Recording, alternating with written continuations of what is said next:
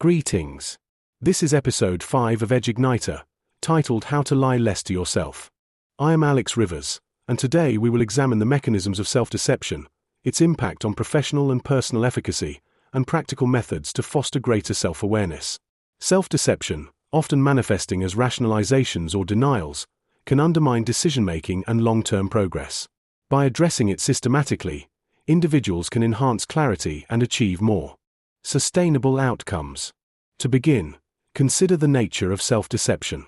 It is a cognitive process wherein one constructs narratives to avoid uncomfortable truths, such as acknowledging procrastination as a fear of failure rather than a lack of time. Research in cognitive psychology indicates that this behavior stems from protective instincts, shielding the ego from distress. Specifically, self-deception involves acquiring and maintaining a false belief due to motivations or emotions, despite contrary evidence, often to reduce psychological tension or anxiety. Philosophical perspectives, such as those discussed in comprehensive analyses, frame it as motivated irrationality where desires or emotions bias belief formation to protect against painful realities. For instance, intentionalist theories suggest that self-deception unfolds through temporal or psychological partitioning of the mind, allowing one to evade truths that cause distress, supported by cognitive psychology research on unconscious goal pursuit. Empirical studies further elucidate this protective role. One investigation demonstrates that self-deception reduces cognitive load compared to direct deception by impairing involuntary conscious memory, which suppresses true information unconsciously while adopting false beliefs consciously. In experiments using paradigms like forward-looking tasks with answer keys, participants engaging in self-deception reported lower cognitive load scores on standardized scales, such as the NASA TLX, than those in direct deception conditions. This impairment of involuntary memory serves as an adaptive mechanism, minimizing mental effort and shielding the individual from the distress of maintaining conflicting information, particularly in high-stakes interpersonal contexts. Related research on ego depletion. The depletion of self-control resources shows that reduced executive function increases deceptive tendencies, moderated by factors like anonymity and moral emotions. In studies with college students, high ego depletion led to more deceptive acts in visual perception tasks, with anonymity exacerbating this effect by lowering perceived accountability. Conversely, inducing positive or negative moral emotions mitigated these tendencies, acting as a protective buffer by replenishing resources or prompting moral compensation.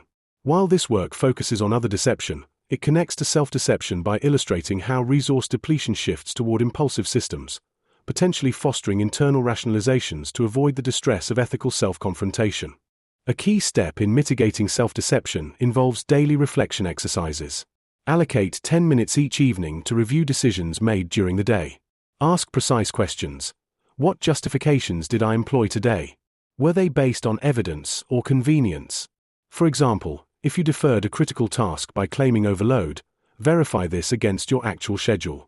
This practice, supported by journaling techniques from behavioral studies, builds a habit of accountability without self-judgment. Another effective strategy is to seek external perspectives. Engage a trusted colleague or mentor in periodic reviews of your goals and actions. Present your rationale objectively and invite critique. This external validation reduces the isolation in which self-lies thrive, as interpersonal dialogue often reveals inconsistencies that internal monologue overlooks. It is essential to approach such interactions with openness, framing them as opportunities for growth rather than criticism. Furthermore, incorporate evidence-based tracking. Utilize tools such as progress logs or applications that quantify behaviors, such as time management software. By comparing intended actions against recorded data, discrepancies become evident. For instance, if you believe you are dedicating sufficient effort to skill development, yet logs show minimal allocation, this data prompts re-evaluation without emotional bias.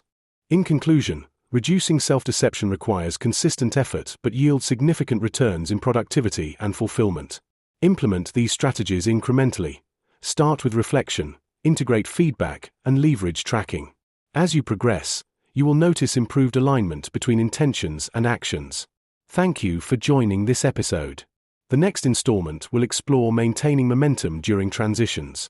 Until then, prioritize precision in your self-assessment.